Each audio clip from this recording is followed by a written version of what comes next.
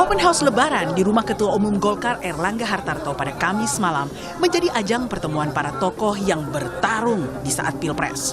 Salah satunya Ketua Tim Pemenangan Nasional Ganjar Mahfud Arsyad Rashid. Arsyad yang juga merupakan Ketua Kadin ini mengaku kedatangannya ke rumah Erlangga sama sekali tak membawa misi politik.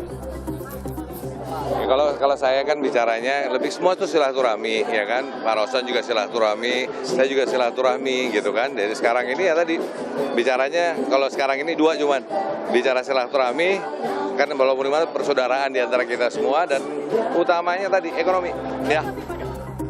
Adapun Rosan Roslani yang merupakan Ketua TKN Prabowo Gibran mengaku silaturahminya ke rumah Megawati di hari Lebaran pertama murni kunjungan Lebaran. Menurut Rosan, Megawati lebih banyak menceritakan falsafah hidup berkeliling Indonesia. Ya, beliau menyampaikan ini filsafah hidup, kemudian sharing cerita beliau itu bagaimana keliling Indonesia ke Papua, ke Kalimantan, ke Maluku, kemudian lebih banyak menceritakan inilah pelajaran hidup filsafah hidup yang di-sharing ke saya, itu aja sih. Dan hadirnya Prabowo di Open House Erlangga tak luput dari incaran wartawan untuk meminta kepastian soal kapan dirinya jadi bertemu dengan Megawati. Gimana sih? Namanya Lebaran ya kan? Namanya Lebaran silaturahmi. Silaturahmi ya kan? Tapi ada kawan baik, sahabat baik. Jadi bagaimana sih kalau sahabat baik ketemu ya pasti, ya kan? Pasti lama ya? Pasti lama. Pasti lama. Tapi ada bertemu sama sahabat lama misalnya sama Bu Mega nggak Pak gitu Pak? Sinyal rekonsiliasinya Pak makin kuat nggak sih Pak? Maaf lahir batin ya. Maaf lahir batin. Hati-hati. Silaturahmi antar kubu di Pilpres saat Lebaran bisa jadi menjadi jembatan untuk mempertemukan dua tokoh besar, yakni Megawati dan Prabowo. Apalagi keduanya diakui tak punya sejarah berkonflik. Ada dua penafsiran. Jangan-jangan memang rencana pertemuan ini hanya murni pertemuan antara kedua tokoh ini, nggak ada kaitannya dengan Pak Jokowi. Tapi ada juga yang menafsirkan bahwa ini adalah pertemuan yang sangat mungkin akan menjadi bridging yang akan menjembatani soal bagaimana ke depan bisa mempertemukan antara Jokowi dan Bu Megawati. Kan di situ yang ramai. Momen bertemunya Megawati dan Prabowo akan menjadi momen besar politik nasional pasca Pilpres. PDIP sebagai partai pemenang pemilu pun bahkan sudah menugaskan Puan Maharani untuk membangun komunikasi dengan Prabowo. Meski masih ada sosok Jokowi yang disebut-sebut bisa jadi penghalang. Tim Liputan, Kompas TV.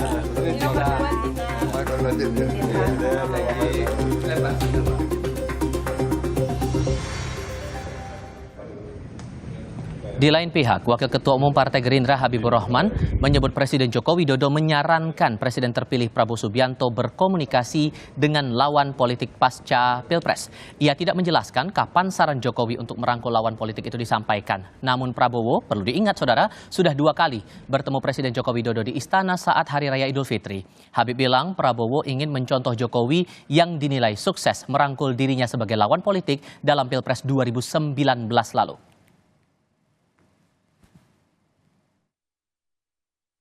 Memang Pak Prabowo itu selalu mengatakan kepada kami, beliau banyak belajar dari Pak Jokowi soal kepemimpinan, bagaimana memimpin negara dengan efektif, dari komunikasi mereka kan bagaimana mengimplementasikan politik merangkul. Kan Pak Prabowo juga ngomong di mana-mana bahwa dalam konteks rekonsiliasi 2019. Yang hebat itu katanya Pak Jokowi. Kenapa? Pak Jokowi sebagai pemenang mau merangkul orang-orang yang dikalahkan. Peran oposisi biar bagaimanapun sangat dibutuhkan sebagai pengawas jalannya pemerintahan. Namun bagaimana bila ujung-ujungnya Prabowo merangkul semua pihak dan parlemen kembali berjalan tanpa oposisi? Kami diskusikan bersama dengan para narasumber. Bergabung saat ini politisi PDI Perjuangan Arya Bima dan juga sudah bergabung saat ini politisi Partai Golkar Ahmad Doli Kurnia dan pengamat politik dari Universitas Indonesia Aditya Perdana. Selamat sore semuanya, apa kabar? Selamat sore, Mas. Terima kasih sudah hadir dalam diskusi kami pada kesempatan kali ini. Bang Doli, saya ke Anda dulu semata karena alasan keberhasilan dari pemerintahan Presiden Jokowi dan asas dari penerapan demokrasi gotong royong yang menjadi alasan, atau ada hal lain yang membuat Golkar akhirnya mendorong pemerintahan ke depan tanpa oposisi sajalah?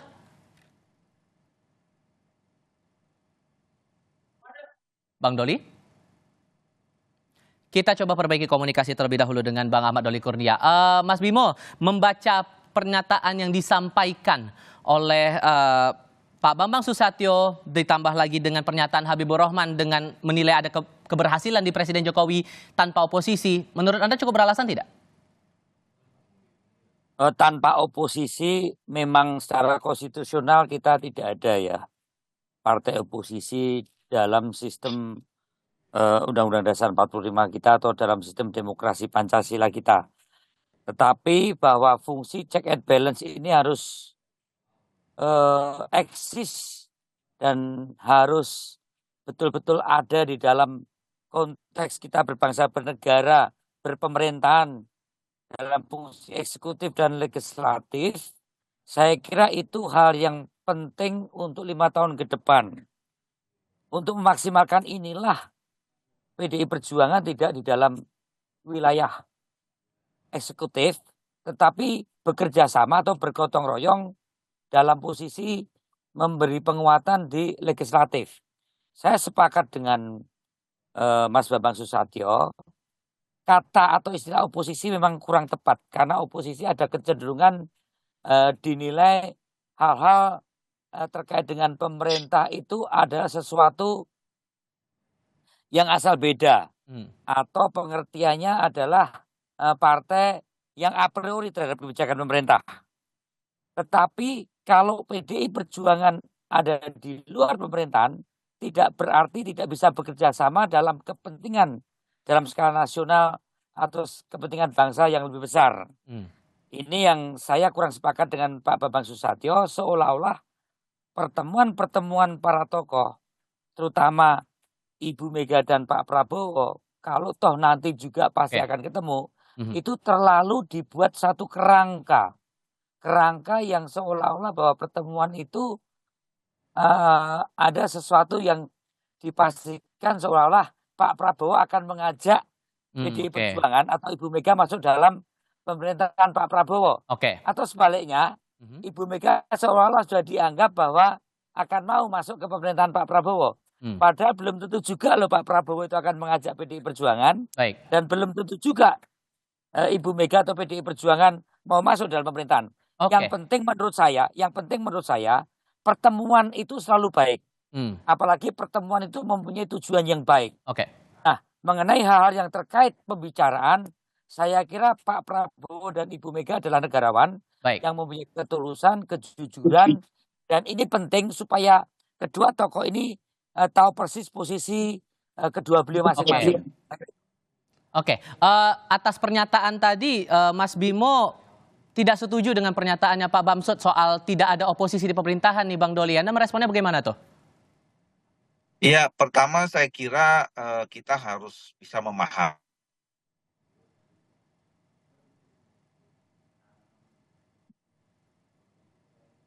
Bang Doli masih ada kendala komunikasi, mohon maaf, kita akan coba perbaiki lagi. Saya kalau gitu ke Mas Adit, Mas Adit, ada semangat dari Golkar agar pemerintahan ke depan tanpa oposisi ini, kenapa? Anda analisisnya bagaimana? Iya, saya pikir memang kan kita bisa memahami tadi yang disampaikan oleh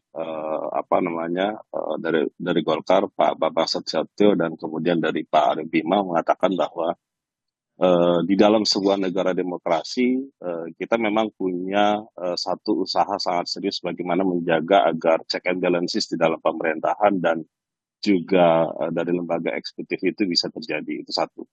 Dan soal itu memang tidak ada tawar-menawar ya, bahwa kalau kita ingin terus bertahan di dalam sebuah negara demokrasi, maka itu ada hal yang urgent dan penting.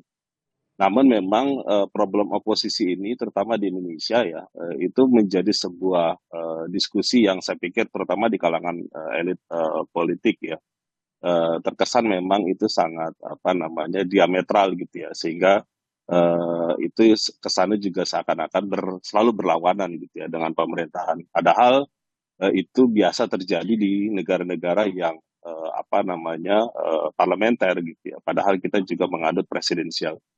Nah ini yang kerap kali memang sebagai sebuah diskursus menjadi sebuah diskusi yang dalam pandangan saya seharusnya sama aja gitu ya. Check and balances dan juga oposisi itu seharusnya berada dalam koridor yang sama gitu ya. Karena tujuannya tentu juga berupaya untuk menjaga, mengontrol pemerintahan agar tidak terjadi abuse of power dan sebagainya, Mas. Nah, cuman memang terminologi ini kerap kali menjadi satu isu. Nah, pertanyaannya kemudian kenapa Golkar punya posisi terkait dengan menjadi bagian dari itu? Karena memang sejarahnya Golkar itu sepengetahuan saya menjadi bagian dari pemerintahan dari awal sampai sekarang gitu. Jadi belum pernah menjadi di luar dari pemerintahan. Itu saya pikir positioningnya itu sangat jelas di Golkar kalau terkait dengan itu. Ini menurut pandangan saya.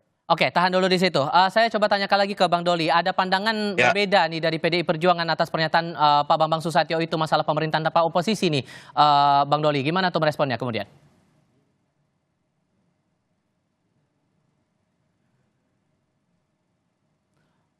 Bang Doli, sudah bisa mendengar suara saya, Bang Doli? Oke, Mas Bimo, saya ke Anda kalau begitu. Mas Bimo, tapi kan ada alasan yang disampaikan Pak Bambang Susatyo, check and balances itu sebetulnya kan bisa lewat sistem hukum ketatanegaraan yang ada. Kalau kemudian dipakai alasan itu, gimana? Masuk akal tidak? Jadi saya menggarisbawahi kata oposisi ini kan faktanya untuk tingkat pusat itu memang terjadi fungsi check and balance. Substansi oposisi memang terjadi ada di parlemen untuk mengawasi kinerja pemerintah. Halo? Ya, silakan dilanjutkan Mas Bimo, silakan. Mengawasi kinerja pemerintah. Tetapi untuk hal yang terkait dengan konteks negara kesatuan, faktanya misalnya dengan Gerindra, dulu kita dengan Demokrat. Untuk tingkat provinsi dan tingkat kabupaten kota, banyak kerjasama partai-partai PDI Perjuangan dengan Gerindra, dengan Demokrat, mungkin dengan Golkar, terjadi cross-cutting affiliation dan cross-cutting loyalty di dalam mengusung kepala daerah. Sementara kepala daerah adalah kepanjangan tangan juga dari pemerintah pusat. Jadi formulasi oposisi ini tidak bisa berjalan pada tingkatan provinsi dan kabupaten kota yang sebenarnya konfigurasi kerjasama atau koalisi di tingkat pusat itu tidak sama. Maka tadi saya katakan kalau oposisi itu dipakai sebagai cara pandang itu terlalu ekstrim karena ada kecenderungan bisa asal beda, bisa a priori, bisa terus mengkritisi pemerintah. Sementara di tingkat provinsi dan kabupaten kota banyak kepala daerah yang diusung PDI Perjuangan dengan Gerindra misalnya. Ini saya kira betul dari apa yang dikatakan Pak Aditya, di dalam memaknai check and balance dan oposisi ini kita perlu mendiskusikan di dalam konteks berbangsa dan bernegara, dalam konteks negara kesatuan, dan juga dalam demokrasi yang diusulkan tadi oleh Mas Bambang Susatyo, gotong royong. Takutnya kalau gotong royong sama sekali tidak terjadi check and balance. Sehingga Faktanya, kalau kita memproyeksikan dari peristiwa yang terjadi sebelumnya, sorry saya potong Mas Bimo, kalau kita proyeksikan dari peristiwa sebelumnya, Pak Roslan datang ke Bu Mega sampai 2 kali di Hari Raya Idul Fitri, apakah kemudian ini bisa dikatakan bahwa memang sudah ada godaan untuk PDIP diajak gabung, dirangkul untuk kepemerintahan, atau gimana nih? Kalau saya menggarisbawahi bahwa tadi saya katakan bahwa pertemuan itu adalah sesuatu yang baik, apalagi dengan tujuan yang baik. Yang penting menurut saya pertemuan antar tokoh ini penting. Ya bertemu dulu, kemudian bagaimana tahu pikiran, tahu pendapat, tahu pendirian dari masing-masing, misalnya Ibu Mega dan Pak Prabowo. Kemudian dari tahu pikiran, tahu pendapat dan sikap masing-masing itulah kemudian akan saling menghargai dan saling menempatkan supaya tidak terjadi berbagai hal, pikiran-pikiran yang buruk atau tuduhan-tuduhan yang buruk antar satu tokoh dengan yang lainnya. Saya kira Pak Prabowo juga akan memahami posisi politik yang diambil Bu Mega dan demikian juga Pak Prabowo, Bu Mega juga akan memahami. Oke, Mas Bimo tahan dulu. Kita ini kebetulan sudah bisa bergabung lagi dengan Bang Doli. Bang Doli merespon ada pendapat berbeda soal pemerintah tanpa oposisi ini. Sejauh mana sebetulnya Golkar mencermati ini? Apa plus minusnya atau plusnya yang lebih banyak dari pemerintahan tanpa oposisi ini, Bang? Ya, saya kira pertama kita harus letakkan dulu ya bahwa memang dalam sistem presidensial yang dianut oleh Indonesia ini sebetulnya istilah oposisi itu tidak dikenal harusnya ya. Nah, yang memang kita kenal adalah ada partai politik yang berada di dalam koalisi pemerintahan, ada yang di luar pemerintahan. Nah, jadi sebenarnya kalau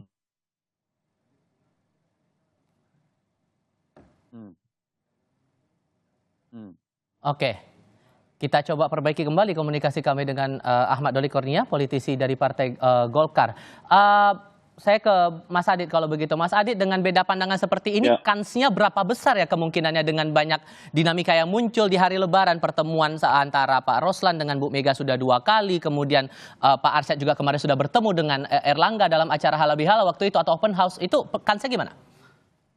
Ya, saya pikir kan memang rekonsiliasi Lebaran ya. Setiap Lebaran memang selalu disituasikan untuk upaya menjaga silaturahmi politik yang kemudian berujung apakah kemudian menjadi bagian dari pemerintahan kekuasaan atau tidak gitu. Terutama spekulasi ini muncul terutama kepada PDIP ya, yang tadi disampaikan oleh Mas Aryo Bimo juga.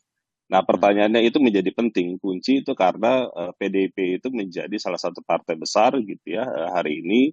Tetapi pertanyaannya apakah akan menjadi bagian dari pemerintahan Pak Prabowo atau nanti di luar pemerintahan. Nah, itu yang sebenarnya termasuk saya juga menunggu itu ya. Apakah memang akan ada sesuatu yang terjadi atau tidak. Tetapi saya pikir kalau sebagai usaha atau upaya untuk mendorong terciptanya check and balances yang juga tadi disampaikan oleh Mas Aryo Bimo, saya pikir ya alangkah baiknya gitu ya Mas Aryo Bimo ya posisi PDIP bisa menjadi bagian dari luar pemerintahan ya, karena memang itu menjadi sesuatu yang penting ke depan, karena kecenderungannya memang kalau kita perhatikan dari koalisi pencapresannya Pak Prabowo itu kan sudah di atas 45% gitu ya. Jadi kalaupun nanti akan diambil 2 atau 3 partai itu akan jadi sama besarnya dengan periode pemerintahannya Pak Jokowi yang kemarin gitu ya, lebih dari 75%.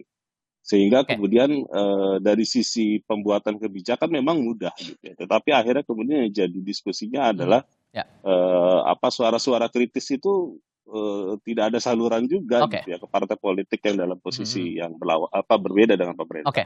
Itu yang sebenarnya saya punya harapan ya. Saya nggak tahu nanti akhirnya kemudian PDIP arahnya kemana. Nah, itu juga pertanyaan yang berikutnya, karena kan sampai sekarang nih Mas Bimo belum ada pernyataan tegas dari partai begitu, karena kan sifatnya masih menunggu sikap dari Ketua Umum, pernyataan tegasnya apakah akan oposisi atau tidak. Sebetulnya dari PDI Perjuangan sendiri ada matok syarat dan ketentuan tertentu nggak sih akan bergabung atau tidaknya bergabung ke pemerintahan Prabowo Gibran ini? Tapi jawabnya usai jeda ya Mas ya, kita akan lanjutkan lagi diskusi di sesi berikutnya, sebentar lagi. Masih melanjutkan diskusi bersama dengan Arya Bima, lalu Aditya Perdana, dan sekarang sudah tergabung lewat sambungan telepon Bang Ahmad Doli Kurnia. Bang Doli masih mendengar suara saya Bang ya? Ya. Oke, Bang Doli, soal pertemuan antara Pak Prabowo dengan Pak Erlangga waktu itu, apakah juga sempat dibahas masalah syarat-syarat nih agar PDIP bisa ikut bergabung dalam koalisi pemerintahannya Pak Prabowo Gibran nantinya?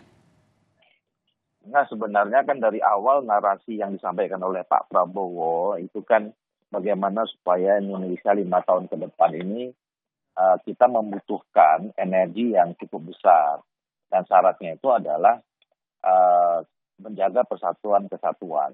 Jadi sebisa mungkin kalau memang semua elemen bangsa ini bisa bersatu bersama-sama bersinergi dengan pemerintahan Pak Prabowo dan Mas Gibran di 5 tahun ke depan itu akan lebih baik gitu.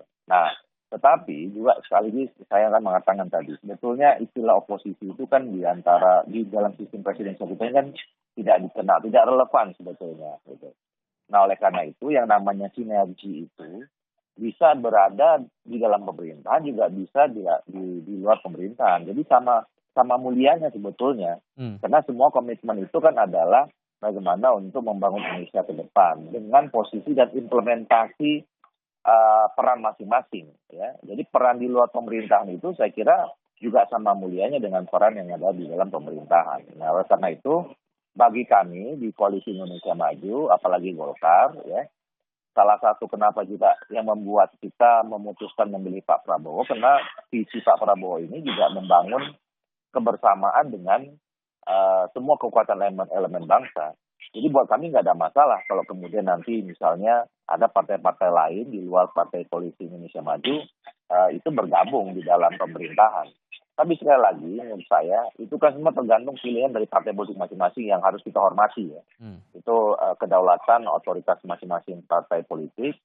Kalaupun kemudian misalnya untuk pilihan ada partai politik yang kemudian mengambil pilihan berada di luar pemerintahan, yang namanya silaturahim itu kan tidak harus putus ya. Pertemuan komunikasi antar ketua partai politik, apalagi yang sekarang ditunggu antara Pak Prabowo dengan Ibu Megawati, ya saya kira itu baik-baik saja, apalagi untuk political education kita ya, bahwa yang namanya setelah berkompetisi, kalau kompetisi sudah selesai, ya hubungan kemanusiaan kita, silaturahim kita terus kita jaga, apalagi ini kan momentumnya momentum lebaran, kira-kira begitu. Tapi tawarannya ke PDI Perjuangan apa tuh Bang? Yang biar bisa ikut bergabung dalam koalisinya KIM? Saya kira sejauh ini belum sampai ya, kan kita tahu juga prosesnya masih bergulir ya, sengketa di Mahkamah Konstitusi juga belum selesai, ya nanti di bawah tanggal 22 untuk Pilpres, kemudian nanti di awal Mei dengan oleh Pileg gitu, dan nanti juga pelantikan Presiden masih tanggal 20 Oktober. Saya kira masih terlalu dini kalau bicara tentang soal tawar-menawar. Kalau kemudian intinya sekarang komunikasi saja dulu ya, menyambung silaturahim. Ini kan penting ya, silaturahim kebangsaan itu penting. Ini yang harus tetap kita jaga.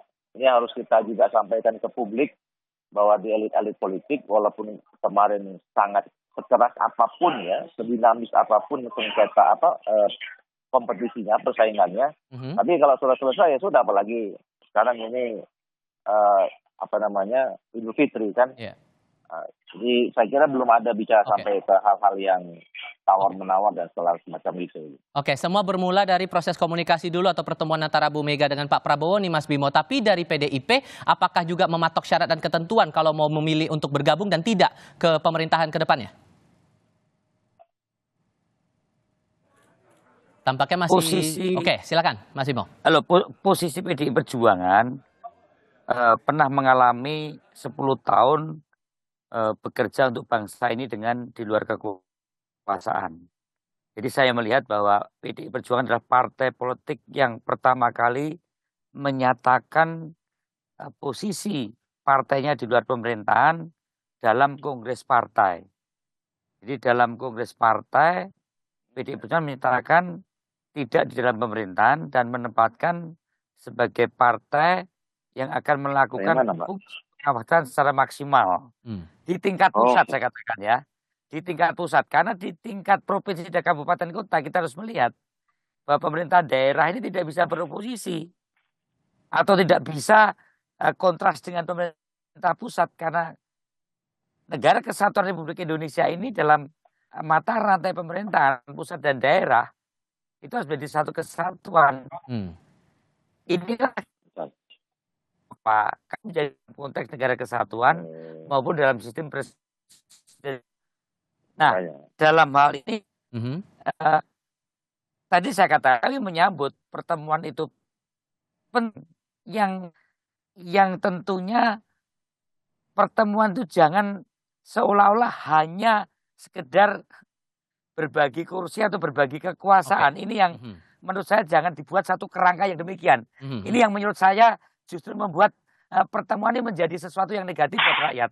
Rakyat ini saat ini menurut saya yang dibutuhkan saat ini adalah keberanian untuk berdamai antar tokoh satu dengan tokoh lainnya.